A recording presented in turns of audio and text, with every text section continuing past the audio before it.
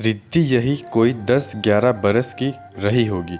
रिद्धि एक बहुत बड़ी सोसाइटी के अपार्टमेंट नंबर 528 में अपने पापा मम्मी, दादी और छोटे भाई कुश के साथ रहती थी। रिद्धि के पापा मम्मी दोनों ही नौकरी करते थे। वैसे भी महानगरों में महंगाई के चलते एक की नौकरी से कहाँ गुजारा होता है। रिद्धि और खुश को सोसाइटी के गेट के बाहर स्कूल वैन लेने आती थी, तो उनकी मम्मी भावना उन्हें वैन तक छोड़ने के लिए आती थी और उसके बाद भावना और रिद्धि के पापा मितेश अपने ऑफिस के लिए निकल जाते थे। बच्चों की दादी माँ को लिफ्ट इस्तेमाल करनी नहीं आती थी और 5वीं मंजिल से सीढ़ियों के रास्ते आना जाना उनके लिए संभव नहीं था। इसलिए दोपहर में सोसाइटी के सिक्योरिटी गार्ड छोटू काका को फ्लैट छोड़ने आते थे। अक्सर तो काका बच्चों को फ्लैट के दरवाजे पर छोड़कर ही वापस चले जाते थे, पर कभी कभी बच्चों की जिद पर उन्हें फ्लैट के भीतर आना पड़ता। तब दादी माँ उन्हें देखकर बहुत खुश होती और अपने हाथों की बनी डिशेस उसे खिलाती।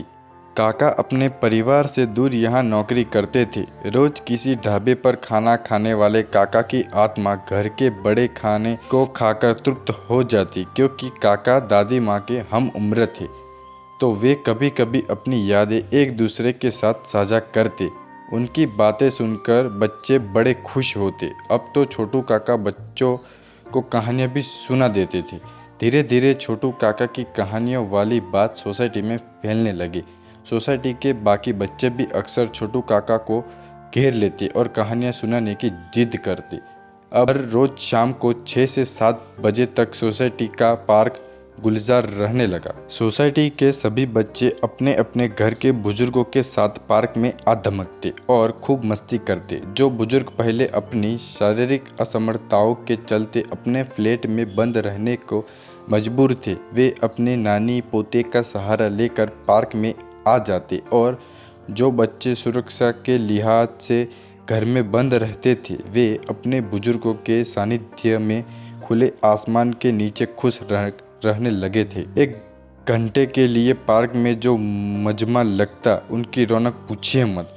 कहीं बच्चे कहानियाँ सुन रहे होते, अपने स्कूल और दोस्तों के किस्से सुना रहे होते, तो कहीं बुजुर्ग अपने अनुभव और यादें ताज़ा कर रहे होते या बच्चों की मासूम बातों पर खिलखिला रहे होते। बच्चों और बुजुर्गों के बीच बना यह बंधन अद्भुत था, जहाँ 2 अलग अलग पीढ़ियाँ बचपन और गंभीरता को एक साथ जी रही थी। वाकई मानसिक बंधन सभी बंधनों से सर्वोपरि है।